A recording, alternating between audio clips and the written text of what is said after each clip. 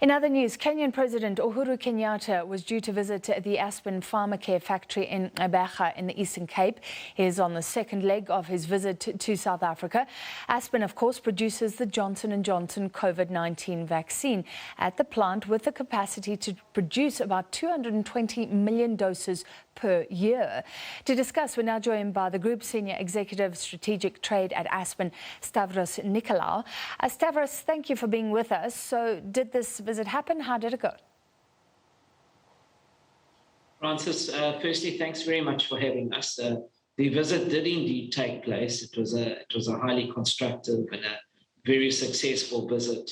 It reinforced again the capabilities, the scientific prowess and the manufacturing technology that exists in our country to produce vaccines and other pharmaceuticals. So certainly a very successful visit earlier today by the President of Kenya.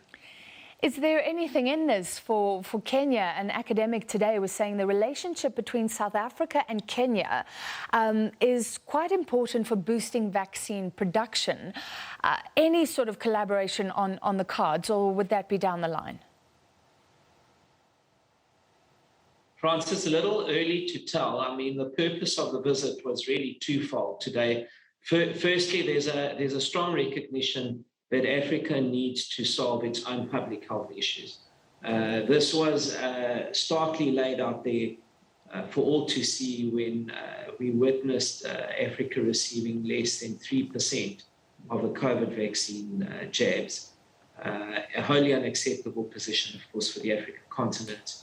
And there's a definite requirement that we build up our own capacities and we collaborate as a continent to solve these public health issues. So that was, in the first instance, part of the reason for the visit. The second was to see how we can deepen and broaden collaboration across many different facets of healthcare on the continent.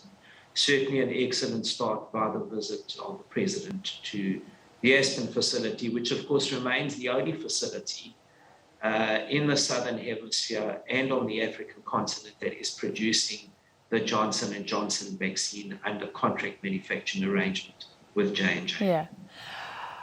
All right. Do you envisage any such facilities elsewhere on the continent in future? Francis, as I said, a little premature to get into any level of detail, but what we can say for certain is I've never seen such a renewed interest as I'm seeing currently to localize pharmaceutical and vaccine manufacture on the continent. The last 20 months have been a real wake-up call.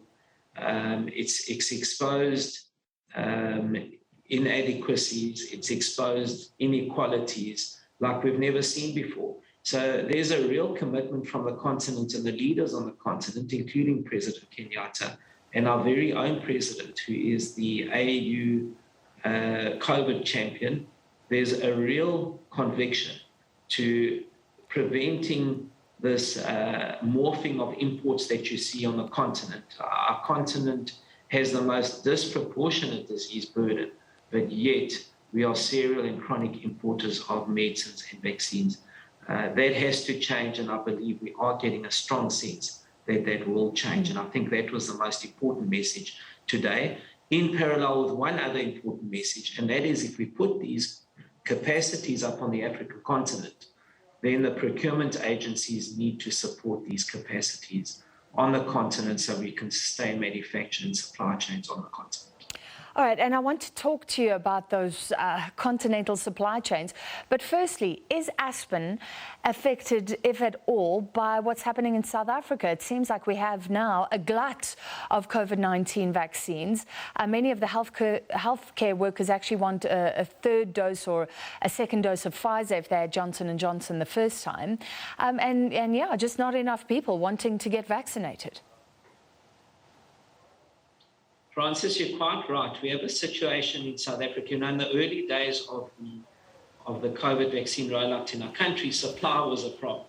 And there was a demand, but very little supply. We're now in exactly the opposite position where we have an oversupply of vaccines in South Africa, and our our off-takes or our demand has diminished.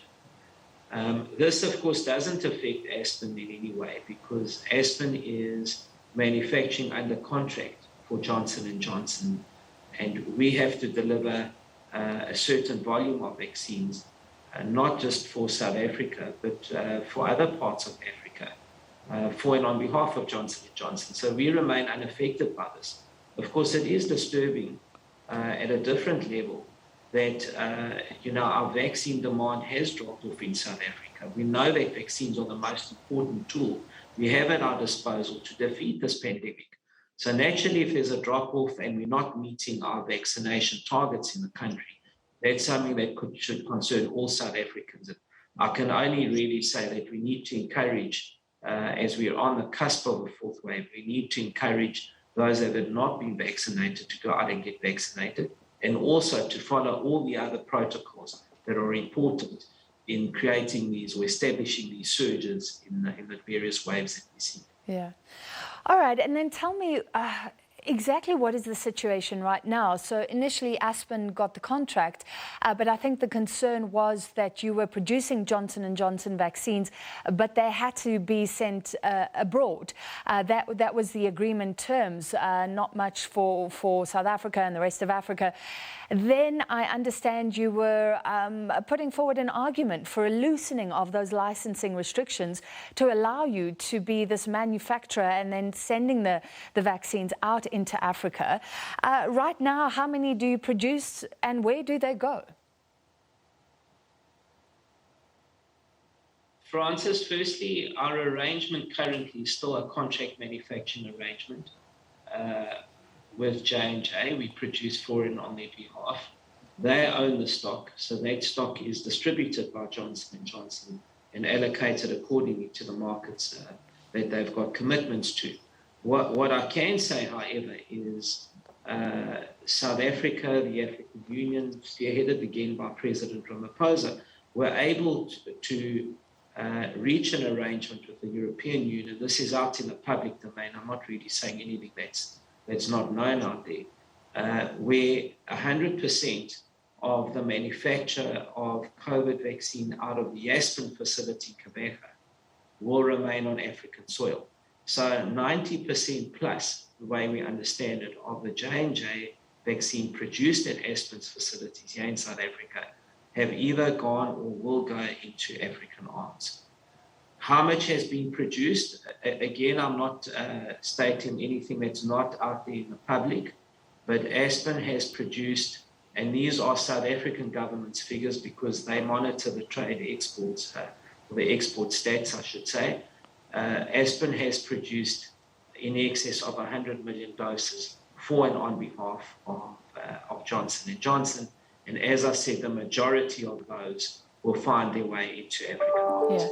Yeah. And finally, you have called for secure demand. You want countries to put in contracts and you know how much you need to produce to supply them. It can't be volatile. Is that all in place?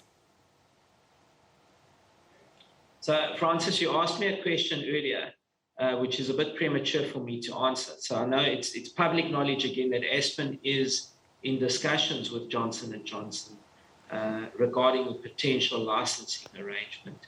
Of course, this would give Africa its own vaccine and would determine where the vaccine gets allocated and distributed to. So that is an ongoing discussion that's taking place.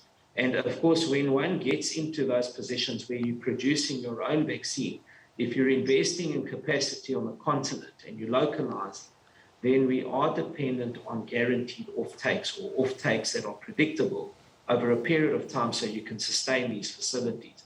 Put very differently, I'm currently sitting in Gqeberha and looking across an office and I see the Port Elizabeth soccer stadium. We don't want to turn these facilities into white elephants. So there is a strong conviction from the multilateral procurement agencies and the donor fund agencies to start buying these products locally from African producers so that you can sustain these facilities. All right, Mr. Nicolaou, Stavros, thank you.